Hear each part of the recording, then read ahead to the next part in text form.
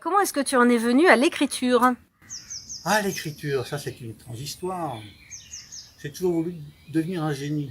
Et je me suis aperçu qu'en quoi que ce soit, ça ne faisait pas. Donc un jour, alors que je faisais un de ces multiples métiers qu'on appelle boule machin, sauf on s'en fout, enfin une cochonnerie de métier, j'étais gardien de nuit dans un dépôt essence de l'armée, ne sachant pas trop quoi faire, m'était tombé sous la main, j'ai pu par quel hasard un bouquin qui s'appelle Amer du merveilleux Saint John Perse. C'est là que j'ai pris ma première leçon de français, on va dire, je crois. Et j'en suis, oui, c'est même l'émotion me coupe. Ça m'a franchement marqué, mais c'est pas pour autant que ça m'a donné envie d'écrire. Le temps a passé, puis un jour, franchement m'emmerdant, royalement sur terre, je sais pas pourquoi, m'est venue l'idée de vouloir écrire quelque chose. Pas ma vie, parce qu'elle n'avait pas grand-chose d'intéressant, mais voilà, j'ai voulu écrire. Et je me suis aperçu, mon Dieu, que ce que j'écrivais n'était pas forcément ce que j'avais pu lire, et ce qui éventuellement pourrait être lu.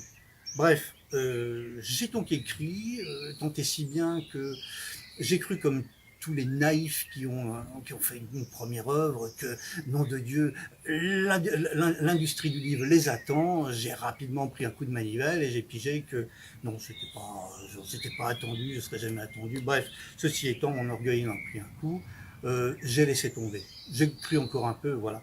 Puis un jour, j'ai croisé Hilda Alonso, dont je vous ai déjà parlé, et puis, bah, elle m'a contraint. Allez, on va dire ça. Elle, elle m'a contraint via l'auto-édition à sortir bah, donc ce fameux à l'aide au secours. Et puis c'est comme ça donc que je suis arrivé à l'écriture et quand même au summum de celui qui écrit à l'édition auto-éditée évidemment.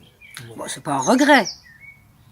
Bah, c'est pas un regret, disons que j'aurais aimé que les maisons d'édition s'exclament qu'elles avaient enfin trouvé Hanouna 2, comme ça, quoi. Oui, je blague. Enfin bon, un esprit, mais non. Donc l'auto-édition, ben, je m'y suis résolu et finalement c'est bien parce que en fait on est un peu comme l'homme de Marx, on est l'homme total, c'est-à-dire qu'on fait tout.